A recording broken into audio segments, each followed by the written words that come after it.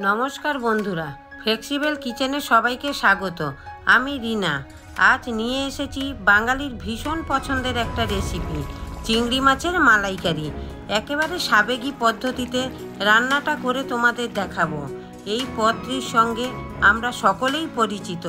ভিডিওটি প্রথম থেকে শেষ পর্যন্ত দেখতে থাকো, স্কিপ না করে। এখানে আমি 500 গ্রাম চিংড়ি মাছ নিয়েছি।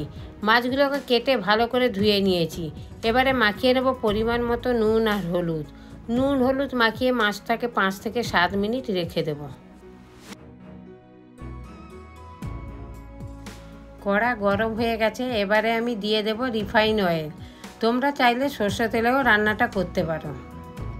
তেলটাকে গরম করে নেওয়ার পর এবার আমি একটা একটা মাছ তেলের মধ্যে দিয়ে দিচ্ছি। গ্যাসের ফ্লেমটাকে মিডিয়ামে রেখেছি। গ্যাসের ফ্লেমটাকে মিডিয়ামে রেখে মাছগুলোকে সাবধানের সঙ্গে ভেজে নিতে হবে। তবে খুব বেশি সময় ধরে মাছগুলো ভাজবে না, কারণ বেশি ভাজলে চিংড়ি শক্ত হয়ে যাবে। মাছগুলো এক পিঠ ভাজা হয়ে গেছে, ঠিক একইভাবে উল্টে অপর পিঠটাও ভেজে নেব। মাছগুলো ভাজা হয়ে গেছে, এবারে আমি মাছগুলোকে একটা প্লেটে নামিয়ে রেখে দেব। দেখেছো বন্ধুরা, মাছগুলো কত সুন্দর করে ভাজা হয়েছে। তোমরাও ঠিক এইভাবে মাছগুলো ভেজে নেবে। চিংড়ি ভেজে তুলে নেওয়া হয়ে গেলে ওই তেলে দিয়ে দেব এলাচ, লবঙ্গ, দারচিনি। সঙ্গে দিয়ে দেব একটা মিডিয়াম সাইজের পেঁয়াজ বাটা। পেঁয়াজ বাটাটা হালকা করে ভেজে নেব। ভাজা হয়ে গেলে দিয়ে দেব রসুন বাটা, আদা বাটা।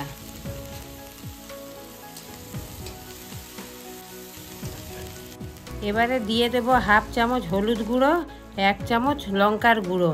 এখানে আমি 2 রকমের লঙ্কা ব্যবহার করেছি, ঝাল লঙ্কা ও কাশ্মীরি লঙ্কার গুঁড়ো।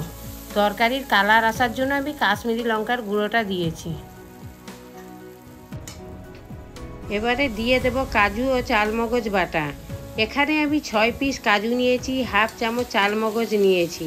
মশলাটা যাতে পুড়ে না যায় দিয়ে দেব সামান্য একটু জল। জল দিয়ে মশলাটাকে 1 থেকে 2 মিনিট কষিয়ে নেব। মশলা থেকে তেল ছেড়ে গেলে এবারে দিয়ে দেব ভেজে রাখা মাছগুলো।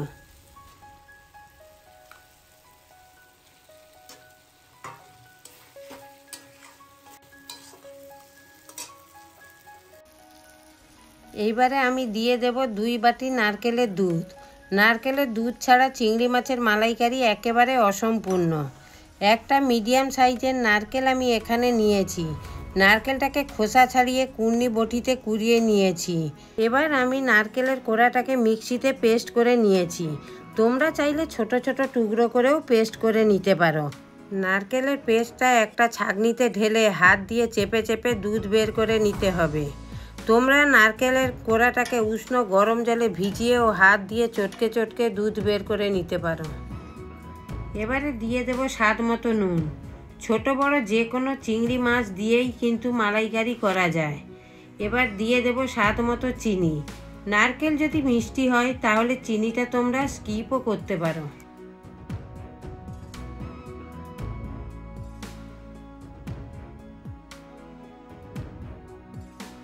এবারে আমি ঢাকা দিয়ে 5 মিনিট রেখে দেব।